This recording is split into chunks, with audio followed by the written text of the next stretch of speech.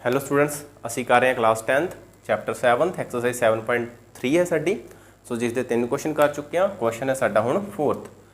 So 4th question which देखो तुहाडे कोल है चतुर्भुज का खेत्रफल पता करो। सो चतुर्भुज मतलब कि क्वाड्रीलेटरल।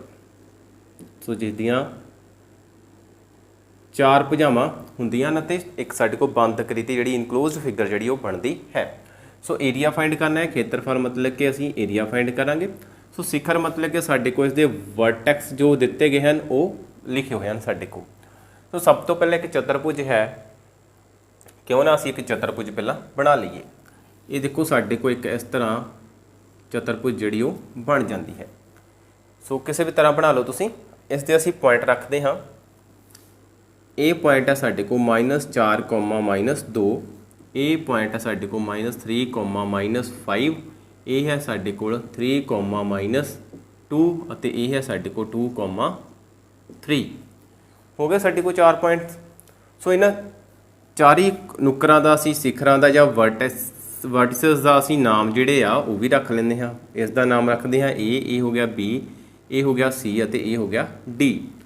हुण इसदा असीं खेत्रफल पता करना है। ध्यान दिओ कि तुहाडे कोल जिहड़ी चैप्टर आ जां एक्सरसाइज जिहड़ी चल रही 7.3। सो चैप्टर का नाम है कोआर्ਡੀਨੇਟ ਜਿਓਮੈਟਰੀ। सो जिस दे विच जो शिखरां की गल आउंदी है तो असीं खेत्रफल कढ़िया है जां सिੱਖਿਆ है असीं त्रिभुज का। साडे कोल आ गई चतुर्भुज, क्वाड्रीलेटरल आ गया, असीं तो ट्रायंगल सिੱਖਿਆ है।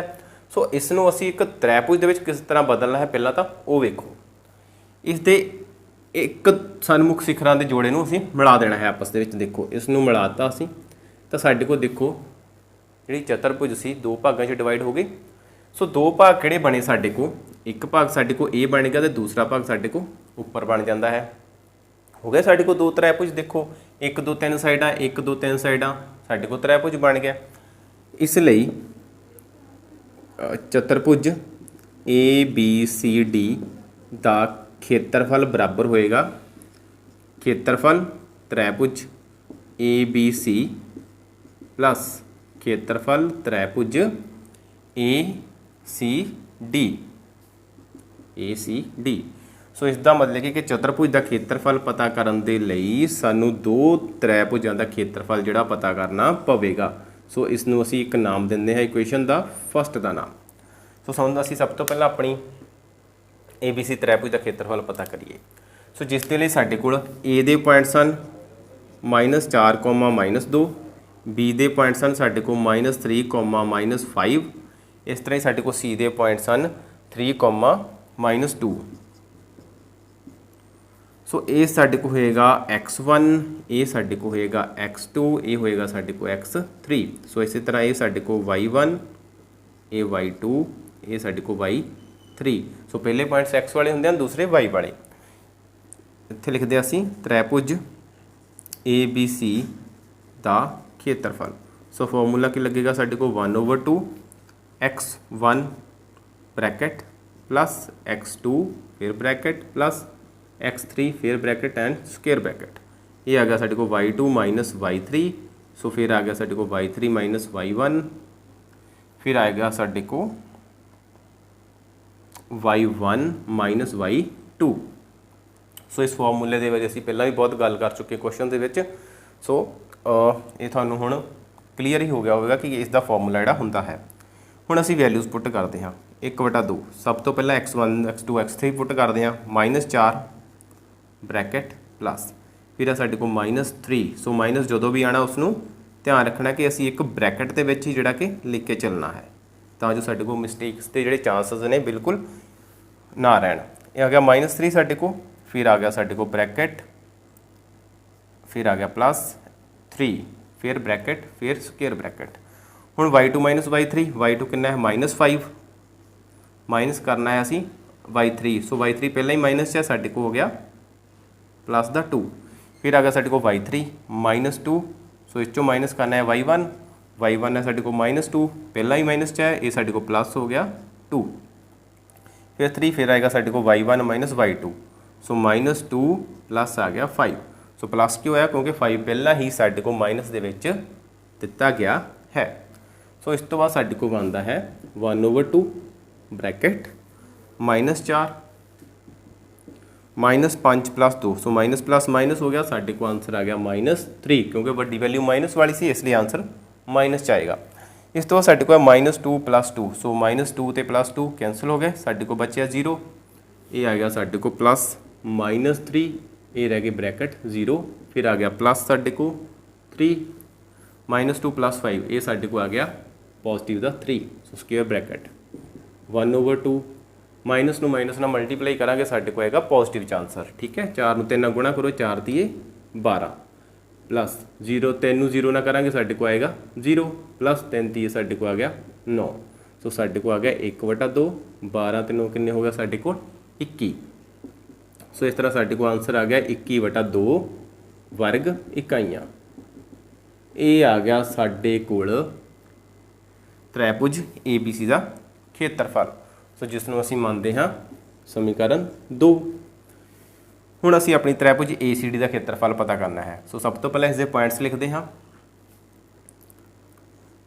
ए दे पॉइंट्स हैं साढ़े को -4, -2, बी दे पॉइंट्स हैं साढ़े को सी दे पॉइंट्स हैं साढ़े को 3, -2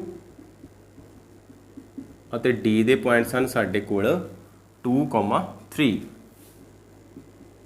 सो इस हुण असीं सब तो पहला ये लिखते हैं x1, ये है साडा x2, ये है साडा x3, इस तरह ये साडा y1, y2 और y3।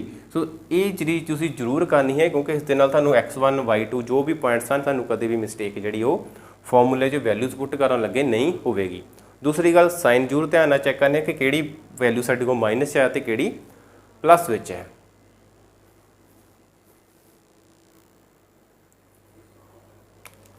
हुण असीं इस ACD त्रिभुज का खेत्रफल पता करना है। सो लिखते हाँ त्रिभुज ACD का खेत्रफल बराबर 1/2।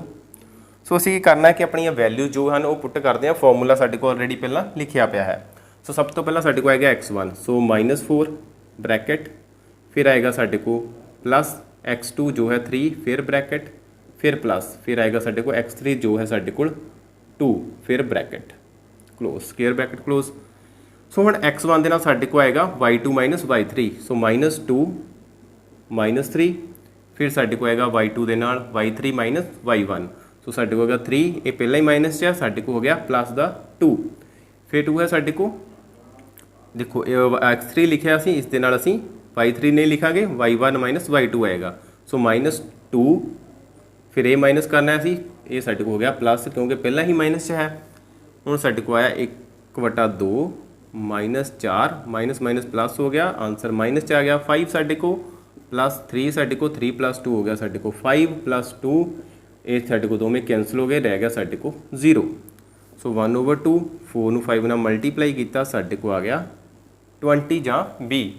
सो दोवें वैल्यूज़ माइनस से असीं आंसर का आएगा पॉजिटिव दे विच प्लस 3 5 15 प्लस 2 0 0 साडे को की बनता है 20 ते 15 हो गया साडे को 35 सो 1/2 साडे को आ गया 35 इज इक्वल टू आ गया 35/2 वर्ग इकाइयाँ। सो ये आ गई साडे को इक्वेशन 2। हुण असीं अपना ये क्वेश्चन ते आते हैं कि असीं की पता करना सी ABCD का खेत्रफल। सो जे असीं दो त्रिभुजां दे खेत्रफल जोड़ने हैं असीं, सो किहड़ियां त्रिभुज हैं साडे को, सो एक है त्रिभुज साडे को ABC, दूसरी है ACD। सो ABC त्रिभुज का खेत्रफल वेखिए तो साडे को कितना आया है 21/2 वर्ग इकाइयां, अते